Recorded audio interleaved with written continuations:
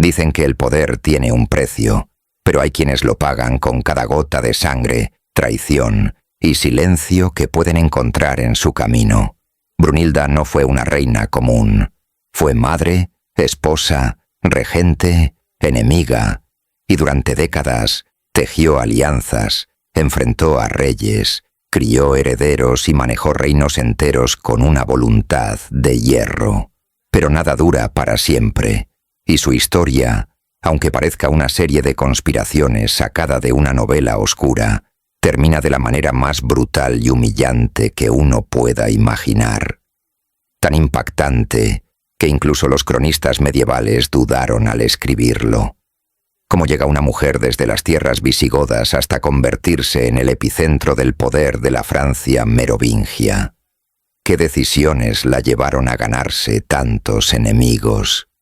¿Y qué pudo hacer para que, décadas después de haber entrado a la corte con vestido de novia, su cuerpo terminara siendo arrastrado como una advertencia viva para el futuro? Prepárate, porque lo que viene no es solo la historia de una reina. Es el recorrido sin filtros por los momentos clave que marcaron la caída, la gloria y el trágico final de Brunilda. Y créeme, lo último que vas a querer es perderte el desenlace. Brunegilda nació alrededor del año 543 después de Cristo en Toledo, la capital del reino visigodo. Era hija del rey Atanagildo y la reina Gosuinda, así que desde el principio estuvo rodeada de poder y política. Desde joven fue educada dentro de la cultura visigoda y en la religión arriana, que era común entre los nobles de su pueblo, aunque eso más adelante cambiaría. Se decía que tenía un carácter fuerte, que no se dejaba pisotear, y que desde muy pequeña ya destacaba por su inteligencia y actitud desafiante.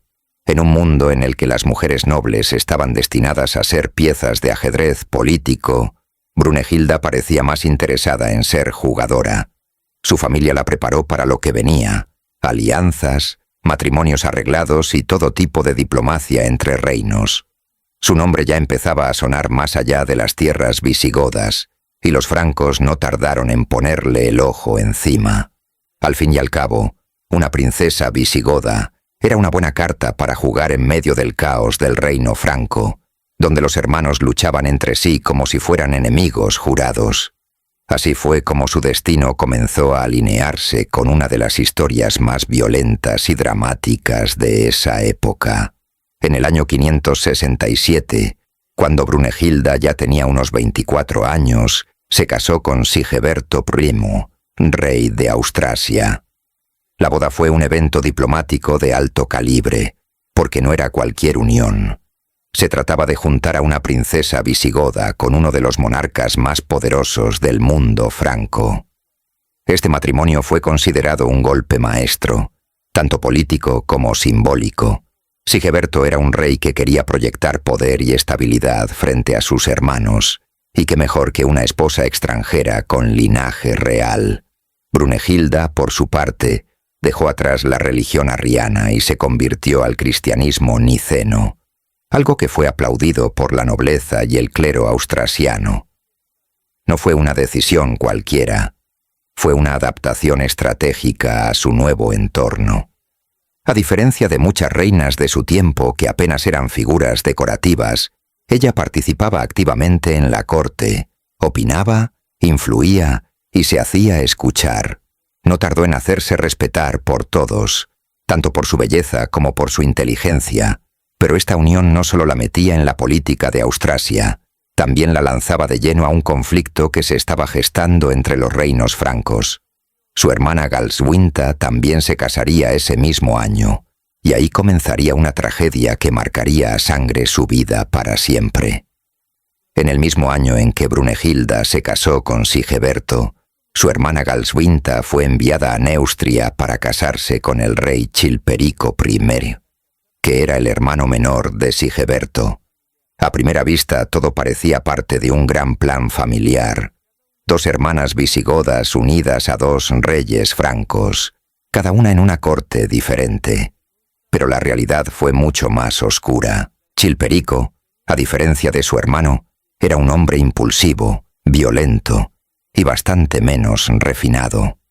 Y para colmo, tenía una amante de armas tomar, Fredegunda, una mujer ambiciosa y cruel que no estaba dispuesta a dejar el trono a nadie.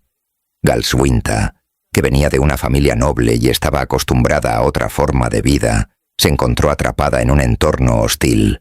No tardó en pedirle a su marido que la dejara volver a casa, pero eso no sucedió. En cambio, fue asesinada en su cama, estrangulada mientras dormía, y pocos días después, Fredegunda se convirtió oficialmente en reina. La noticia no tardó en llegar a Brunegilda, y desde ese momento juró vengar a su hermana. Lo que hasta entonces era una alianza entre reinos, se transformó en una guerra entre mujeres, una enemistad mortal que definiría la política de la región por las siguientes décadas. Pasaron unos años y la tensión entre Sigeberto y Chilperico siguió aumentando. Brunegilda, desde su posición en la corte de Austrasia, no dejaba de presionar a su esposo para que tomara represalias. Al fin y al cabo, el asesinato de su hermana no podía quedar impune.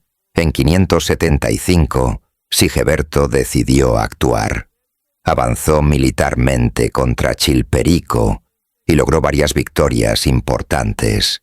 En París, sus tropas fueron recibidas con entusiasmo y en un momento de euforia política fue proclamado rey también de Neustria.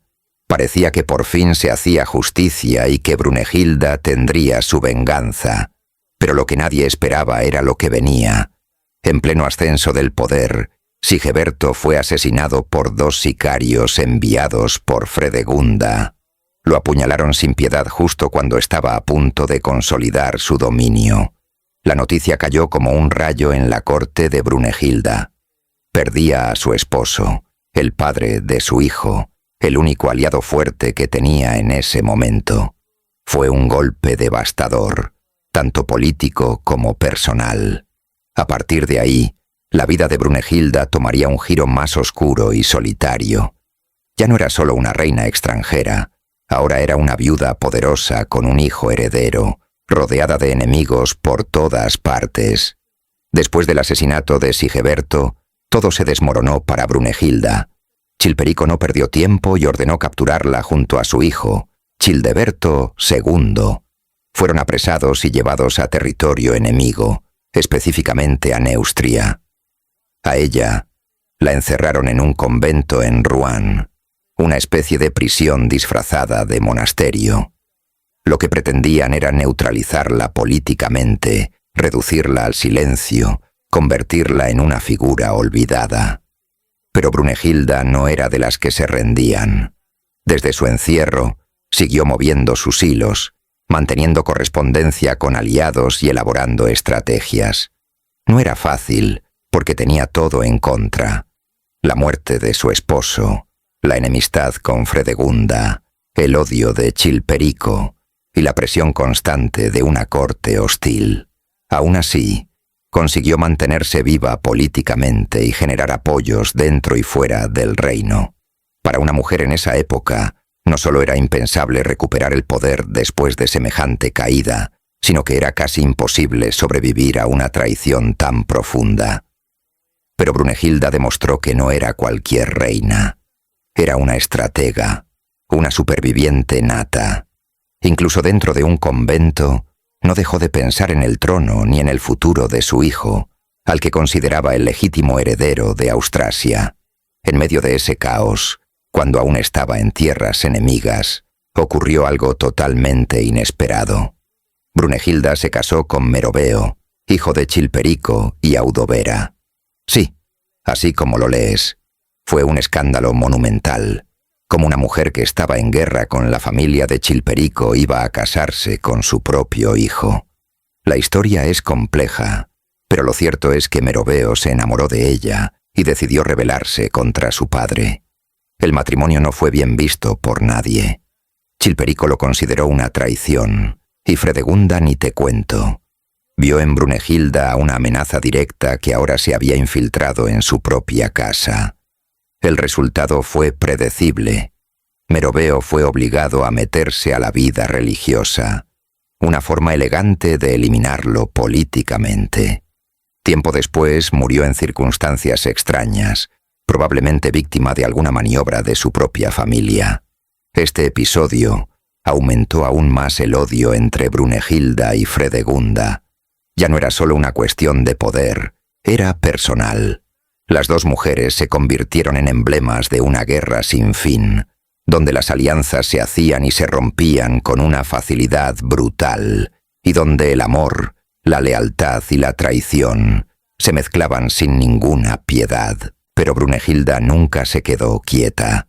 Después de ser liberada, logró regresar a Austrasia, donde su hijo Childeberto II fue proclamado rey con apenas 5 años. Obviamente él no podía gobernar solo, así que Brunegilda asumió el rol de regente, y vaya si lo hizo con ganas. Entre 575 y 583 se convirtió en la verdadera gobernante del reino. Hizo reformas en la administración, reorganizó el ejército y trató de reducir el poder de la nobleza, que siempre había sido un dolor de cabeza para cualquier rey franco. No todos estaban contentos con su estilo. Era firme, mandona, y no aceptaba consejos fácilmente. Los nobles la veían como una extranjera que quería imponer su ley, y el clero también tenía sus reservas. Aún así, logró que su hijo fuera adoptado por el rey Gontrán de Borgoña, lo que le dio aún más respaldo. Fue una jugada brillante, porque reforzó su legitimidad y le permitió consolidar el poder de su dinastía. Por primera vez en mucho tiempo, Brunegilda respiraba con cierta tranquilidad. Su hijo crecía, el reino se estabilizaba y ella demostraba que una mujer también podía gobernar. Pero la historia, como siempre, tenía otros planes. Y justo cuando parecía que las cosas se estaban alineando, en el año 595, Childeberto II murió de forma repentina. Tenía solo 25 años, y su muerte fue un verdadero shock. Algunos dicen que fue por causas naturales, otros creen que hubo envenenamiento de por medio, algo muy común en esa época cuando se trataba de eliminar obstáculos políticos. Para Brunegilda fue otro golpe devastador. Perdía a su hijo, el mismo por el que había luchado desde que era un niño, pero no se rindió. Inmediatamente asumió la regencia de sus nietos, Teodeberto II y Teoderico II, quienes eran apenas unos niños. Volvió a ejercer el poder con la misma energía de siempre, enfrentándose a los nobles, a los obispos y a quien se interpusiera en su camino.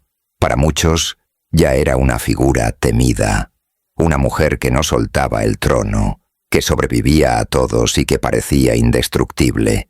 Pero esa misma fama la convirtió en blanco de más enemigos. Su última etapa fue una carrera contra el tiempo, donde trató de mantener el control mientras el resto del mundo intentaba derrocarla.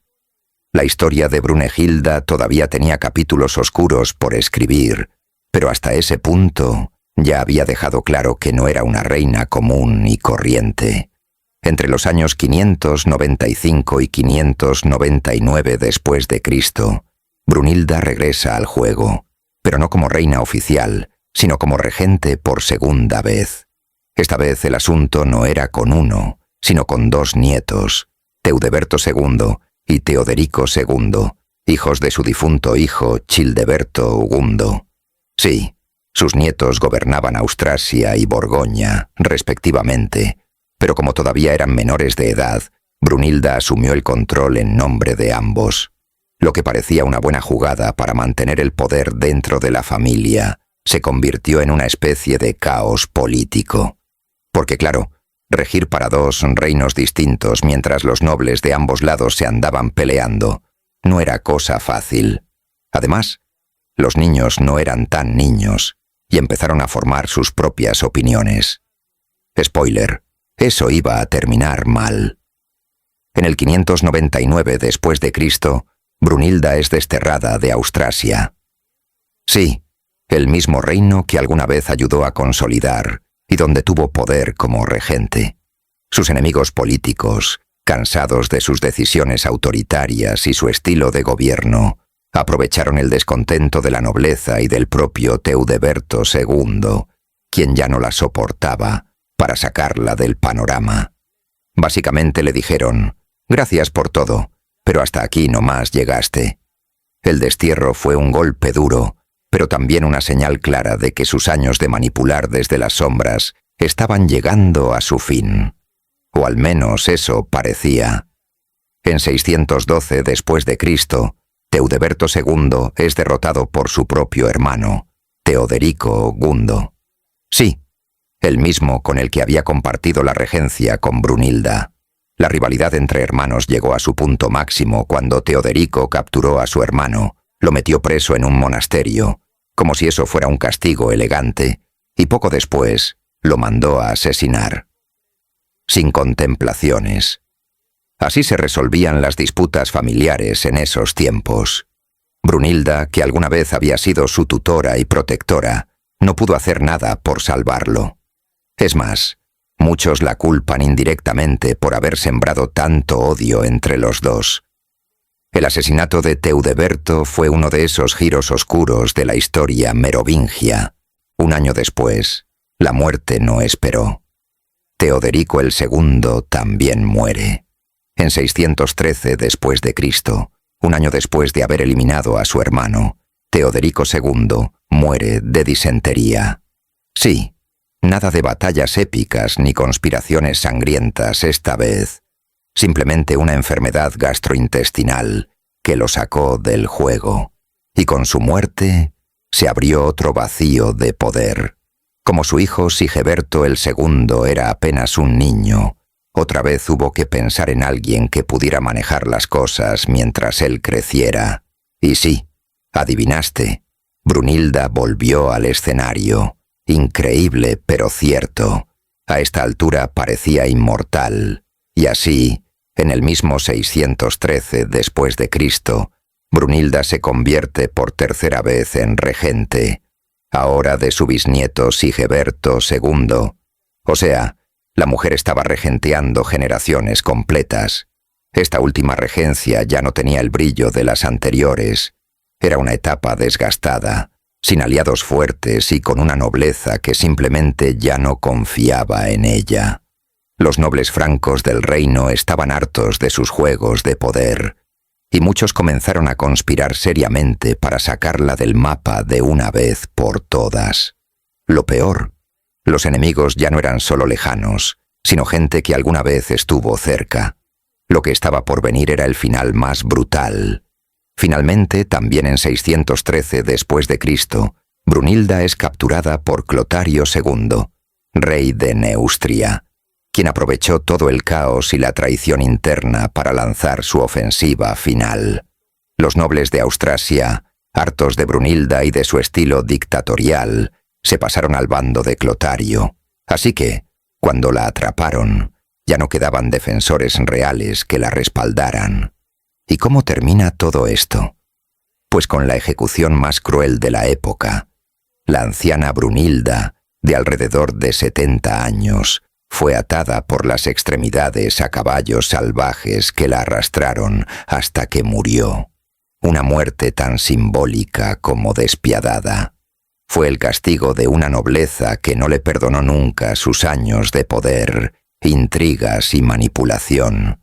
Con su muerte también terminó una etapa del reino merovingio dominada por una mujer que, para bien o para mal, supo controlar generaciones enteras de reyes.